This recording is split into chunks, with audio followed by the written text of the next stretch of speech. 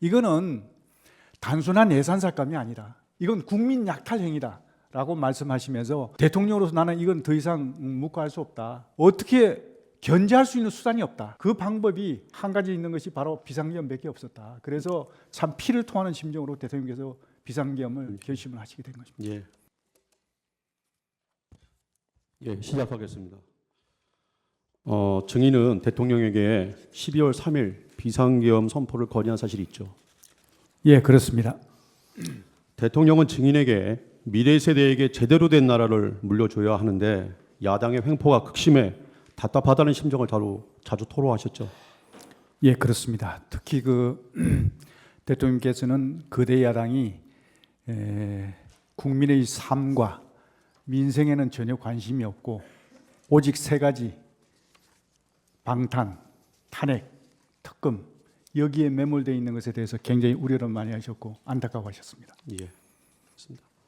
그 거대 야당 민주당은 수적 우세를 무기로 대통령 집권 초기부터 고위공직자 줄 탄핵으로 행정부처를 마비시켰고 위헌입법 남발, 핵심 국정과제 수용을 위한 예산 대폭 삭감 등으로 대통령의 손발을 묶고 돈줄까지 차단하는 폭거를 저지르는 데다가 국가안보를 위한 간첩죄 개정을 반대하고 야당의 비리를 조사한 감사원장과 서울중앙지검장까지 탄핵하게 이르고 또 심지어 상임위 또는 국감에서 정보위원을 심하게 모욕을 주고 공직자로서 위축을 시키는 등의 야당의 국적 침탈이 이미 국정 마비의 수준을 넘어서 민주주의의 기본 원리인 상권 분립을 위태롭게 하는 국헌문란의 지경에 이르러 대통령은 증인에게 계엄의 형식을 빌려 망국적 위기 상황을 주권자인 국민에게 알리기 위해 대통령의 헌법상의 권한인 비상계엄을 이라는 형식을 통해서 강력한 대국민 호소를 해야 되겠다라고 생각해서 계엄 준비를 지시하셨죠.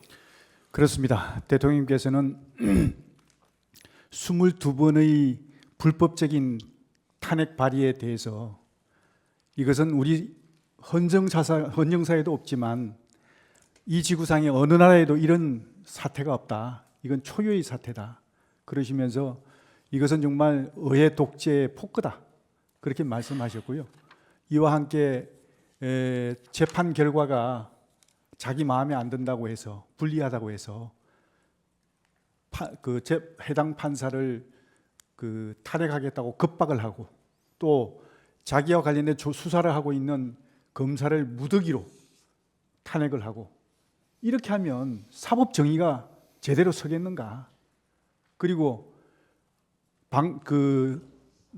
행안부 장관을 비롯해 가지고 방통위원장은 3번에 걸쳐서 탄핵 시도가 있었고 그것도 모자라 가지고 방통심의위원회를 아예 그 기능을 마비시키기까지 했습니다. 그리고 자기를 감사한다고 자기 관련된 사건을 감사한다고 해서 감사원장까지 탄핵을 하고 이거는 정말 선을 넘은 것이다. 예, 그러면서 이제 이 행정부의 이런 어떤 기능까지도 마비시키는 그런 사태에 대해서 우려를 하셨고요. 예. 그리고 특히 예산 삭감과 관련해 가지고도 이런 어떤 거의 4조 원이 넘는 그런 어떤 청년 일자리 예산 그리고 대왕고래 시추 예산 이것이 다 전액 삭감되고 또 K 원정과 관련된 거, 그다음 아이돌봄에 관련된 거, 그다음에 또 심지어는 우리 군의 초급 간부들 처우 개선 예산까지 전부 다 삭감을 해버린 걸 보시고 이거는 단순한 예산 삭감이 아니라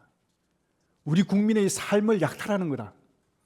이건 국민 약탈 행위다라고 말씀하시면서 대통령으로서 나는 이건 더 이상 묵과할 수 없다. 그런데 어떻게 견제할 수 있는 수단이 없다. 그 방법이 한 가지 있는 것이 바로 비상계엄밖에 없었다. 그래서 참 피를 토하는 심정으로 대통령께서 비상계엄을 결심을 하시게 된 것입니다. 예, 알겠습니다. 계엄 준비를 지시하라는 대통령의 지시에 증인은 대통령의 비상계엄 선포에 필요한 준비를 하셨죠. 예, 그렇습니다. 국무회의에 대해서 질문하겠습니다. 소초인 측은 비상계엄 선포 당일 비상계엄 안건이 의안으로 제출되지 아니하였고 또 비상계엄 선포에 대한 대통령의 일반적인 통보만 있었을 뿐이라고 하는데 사실인가요? 그렇지 않습니다. 그럼 다음 질문하겠습니다. 네. 비상계엄 선포문은 참가했던 국무위원들에게 모두 배포되고 심의한 건 맞죠? 예, 제가 직접 했습니다.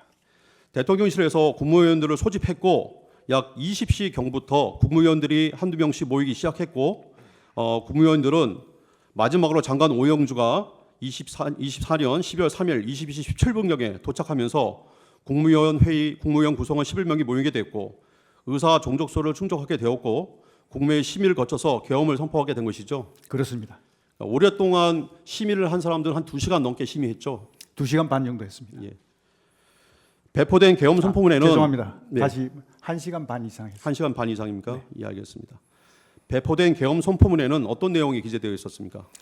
계엄 선포 사유와 계엄의 종류, 그리고 계엄 일시, 계엄 지역, 그리고 계엄 사령관 등이 기재되어 있었습니다. 예.